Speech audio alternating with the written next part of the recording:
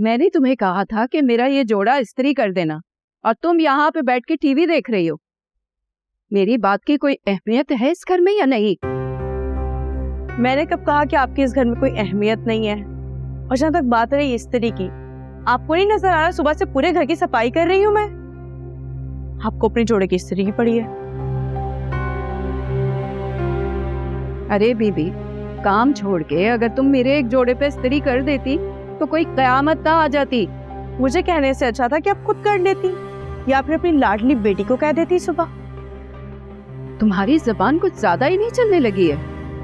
किसी को खातिर में ही नहीं लाती हो तुम? पहले अपनी जिम्मेदारियों को समझो, फिर बात करो। देखिए अम्मी, मैं काम खा आपसे झगड़े के मूड में नहीं हूँ। और जहाँ तक बात रही जिम्मेदारियों की, तो एक बात ना याद रखें, मैं इस घर में बहू बन के आई हूँ, किसी की नौकरानी नहीं।